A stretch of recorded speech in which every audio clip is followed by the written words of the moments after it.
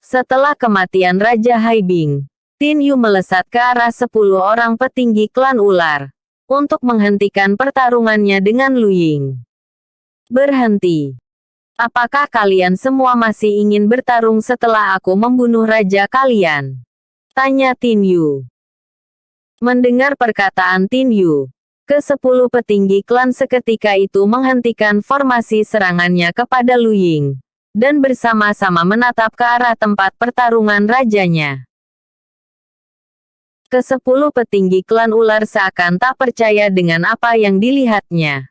Pemimpin sekaligus rajanya telah tergeletak di tanah dengan kondisi tubuh terpotong-potong di beberapa sisi, dan bahkan kepalanya telah terpisah dari tubuhnya. Melihat hal itu, amarah yang mendalam seketika menjelma menjadi keberanian yang tak terbendung. Mereka semua menyerang ke arah Tin Yu dan Lu Ying. Di dalam pertarungannya kembali Tin Yu berkata, "Untuk apa kalian bertarung lagi? Bukankah pimpinan kalian telah binasa di tanganku? Jika kemampuan kalian lebih hebat dari raja kalian maka aku akan dengan senang hati menghadapi kalian semua," ucapnya. Mendengar perkataan Tin Yu, kembali para petinggi klan ular menghentikan serangannya. Mereka semua saling berpandangan satu dengan yang lainnya. Saudaraku, apa yang dikatakannya benar adanya. Percuma kita bertarung jika kita semua akan binasa. Anak muda itu telah membunuh raja kita. Berarti tingkat kekuatannya sudah melampaui pemimpin kita. Bagaimana bisa kita menghadapinya jika kita semua belum tentu sanggup menghadapi Raja Haibing? Demi menyelamatkan ras kita lebih baik kita menyerah saja, ucap salah seorang petinggi klan ular yang disetujui oleh semua petinggi klan kecuali 3 orang petinggi yang menolaknya. Pengecut. Apa kalian semua ingin jika ras kita dijajah olehnya?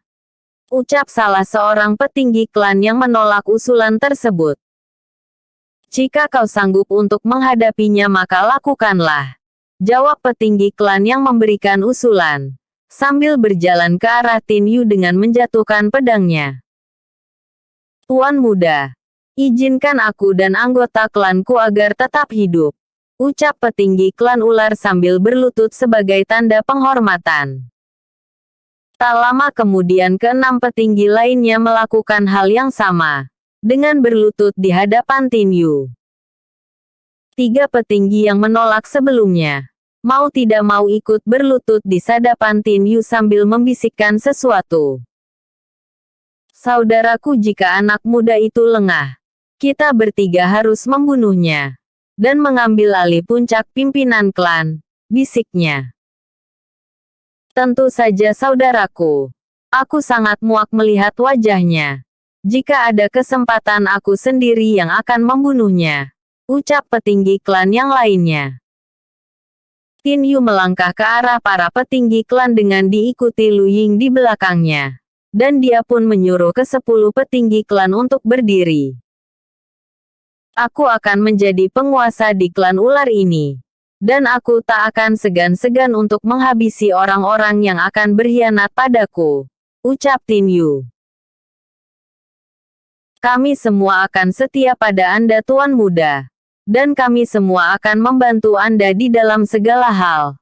Karena hidup dan mati kami semua telah berada di tangan Anda, jawab salah seorang petinggi klan yang mewakili semua petinggi klan ular yang ada. Bagus. Agar lebih meyakinkanku maka aku akan menanamkan segel kesetiaan pada kalian semua, ucap Tin Yu dengan mengeluarkan teknik jari matahari ke arah ke-10 petinggi klan ular. Di tubuh petinggi klan ular kini tertanam jarum perak yang merupakan teknik segel dari jari matahari, guna menjaga pemberontakan para petinggi klan ular di suatu hari nanti. Di tubuh kalian sekarang telah terpasang segel dariku.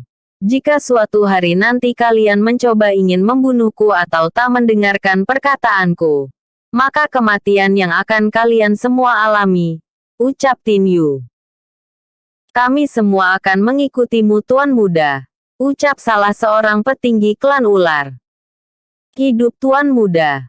Hidup Tuan Muda! Hidup Tuan Muda!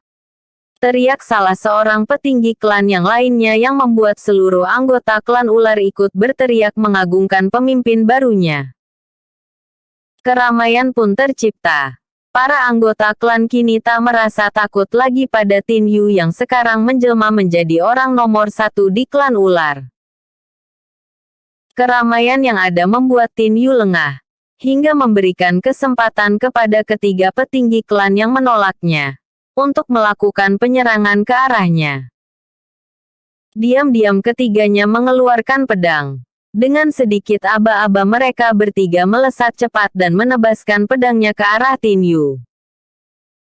Ketujuh petinggi klan ular yang lainnya sangat terkejut dengan aksi ketiga rekan sesama petinggi klan yang menyerang pemimpin baru mereka. Namun keterkejutan mereka berubah saat melihat ketiga penyerang yang tiba-tiba saja tersungkur ke tanah. Dan tak lama kemudian para penyerang itu pun tewas seketika akibat aktifnya segel yang berada di dalam tubuh mereka bertiga. Siapa lagi yang ingin berkhianat? Teriak Tin Yu lantang. Yang membuat ketujuh petinggi klan ular langsung berlutut. Maafkan kami Tuan Muda. Kami tak akan berkhianat seperti mereka. Jawab salah seorang petinggi klan ular lainnya. Tin Yu tak menanggapi ucapan petinggi klan itu. Dia membalikkan badan dan memilih masuk ke dalam klan ular menuju ke kediaman Raja Haibing lewat perantaraan Lu Ying yang menunjukkan arah ke sana. Lu Ying, kamar ini cukup luas dan megah. Aku ingin kau mencari benda berharga yang sekiranya dapat kita pergunakan. Ucap Tin Yu. Lu Ying segera mendeteksi keadaan kamar. Dan dia merasakan jika ada sebuah ruangan yang berada jauh di bawah lantai kamar. Tepatnya ruangan bawah tanah. Dia pun melaporkan penemuannya itu kepada Tin Yu. Tuan Muda, kamar ini mempunyai ruangan bawah tanah. Tapi aku belum mengetahui pintu menuju ke sana. Ucap Lu Ying. Kalau begitu kita cari bersama pintu itu. Karena aku yakin jika ruangan bawah tanah itu mempunyai sesuatu yang sangat berguna bagi kita. Jawab Tin Yu. Mereka berdua mulai mencari. Namun tak juga menemukan pintu yang menuju ke sana. Karena merasa lelah, Tin Yu membaringkan tubuhnya di atas pembaringan yang berada di kamar itu. Saat menatap langit-langit kamar, Tin Yu melihat patung ular yang berada di sudut tersembunyi ruangan kamar, yang hanya bisa dilihat jika seseorang berbaring di atas pembaringan. Aku rasa kunci menuju ruangan bawah tanah adalah patung itu, batin Tin Yu. Tin Yu segera melesat ke arah patung ular untuk meraihnya. Saat memegang patung ular tersebut, tiba-tiba saja patung ular itu bergeser yang membuat lantai ruangan terbuka seukuran 1 meter persegi. Lu Ying terkejut saat tiba-tiba lantai ruangan yang dipijaknya bergeser. Dan dengan cepat dia pun melompat ke samping agar tak terperosok masuk ke dalam lantai ruangan yang memperlihatkan lubang yang menganga. Lu Ying, bagaimana cara kita masuk ke dalam sana? Tanya Tin Yu. Tenang saja Tuan Muda. Jalan menuju ke sana walaupun memakai pelindung langit dan bumi. Yang dapat menghancurkan apapun yang mencoba masuk ke dalam sana. Tapi tidak bagiku. Huruf aksara yang mengelilingi lubang ini dapat aku pecahkan. Ucap Lu Ying. Dengan cekatan Lu Ying memecahkan formasi huruf aksara langit dan bumi. Tak perlu waktu lama formasi huruf aksara itu pun berhasil dipecahkannya. Bersama pecahkan formasi aksara langit dan bumi, terlihat sebuah tangga yang menuju ke bawah. Tin Yu melangkahkan kakinya ke arah anak tangga. Dan saat kaki Tin Yu menyentuh anak tangga maka terciptalah penerangan yang menuju ke bawah. Penerangan itu berasal dari lampu obor yang secara tiba-tiba muncul dan menyala sendiri. Tuan Muda, biar aku yang berjalan di depan. Aku khawatir ada jebakan yang tidak kita kehendaki berada di bawah sana, ucap Lu Ying. Tin Yu menganggukkan kepalanya. Dia yakin jika perkataan Lu Ying ada benarnya. Sehingga Tin Yu mempersilahkan Lu Ying untuk berada di depan. Di bawah ruangan bawah tanah. Begitu banyak harta berlimpah yang terdapat di sana. Berbagai macam bentuk batu permata bernilai tinggi. Koin emas, mutiara dan lain sebagainya. Mengisi peti-peti yang berada di dalam ruangan bawah tanah tersebut. Tuan muda, ternyata di sini terdapat berbagai macam pil langka berkualitas tinggi, yang sangat berguna bagi perjalanan tuan muda ke depannya. Ucap Lu Ying sambil membuka wadah khusus untuk menyimpan pil yang berada di atas meja di dalam ruangan itu. Kau benar Lu Ying. Pil-pil obat ini begitu sangat langka dan berkualitas. Dan jika dijual di pasar harganya pasti akan sangat mahal. Ambillah pil ini sebagian. Kau pasti juga membutuhkannya. Jawab Tin Yu. Aku tak membutuhkannya tuan muda. Lebih baik pil-pil ini tuan muda simpan saja. Siapa tahu di masa depan pil-pil ini akan berguna bagi tuan muda. Ucap Lu Ying. Karena Lu Ying tak menginginkan semua pil yang berada di atas meja itu, Tin Yu lalu memasukkan semua pil itu ke dalam cincin ruangnya. Tuan muda, bagaimana dengan semua benda-benda berharga ini? Tanya Tin Yu. Tin Yu menatap kerah beratus-ratus peti harta peninggalan Raja Haibing yang berada dalam ruangan bawah tanah. Lantas dia pun berkata, semua benda berharga ini biarkan saja di sini. Biar para anggota klan ular yang menjaganya. Dan bila suatu hari kita memerlukannya, akan sangat mudah bagi kita untuk mengambilnya. Ucap Tin Yu. Baik jika memang itu keinginan Anda tuan muda, aku akan melaksanakannya. Lu Ying, bukankah itu sebuah pintu? Ada baiknya pintu itu kita periksa.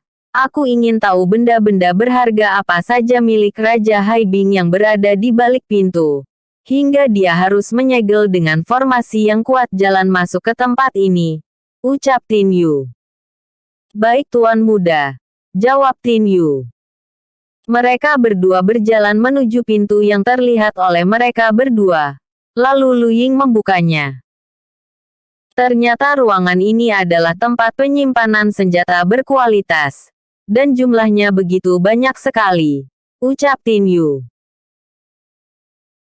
Tuan muda, semua senjata berkualitas ini merupakan hasil dari perampasan di Kerajaan Lumut dan Klan Ular Danau Hijau. Belum lagi yang memang sudah menjadi senjata koleksi dari sang raja sendiri. Makanya jumlah senjata berkualitas di tempat ini sangatlah banyak. Ucap Lu Ying.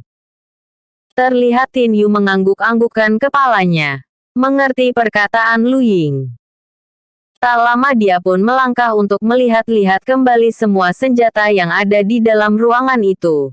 Dan pada akhirnya matanya melihat sebuah benda yang sangat menarik hatinya. Lu Ying, apakah kau tahu benda apa ini? Tanya Tin Yu sambil memegang dua buah sayap berwarna emas dan memperlihatkannya pada Lu Ying. Itu merupakan sayap burung Phoenix angin yang juga merupakan artefak langit. Kau sangat beruntung menemukan sayap ini tuan muda. Kau bisa menggunakan sayap ini untuk terbang di udara. Ucap Lu Ying. Maksudmu? Tanya Tin Yu.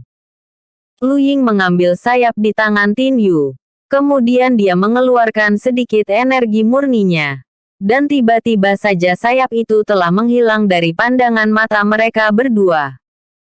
Kemana perginya kedua sayap Phoenix itu Lu Ying? Tanya Tin Yu.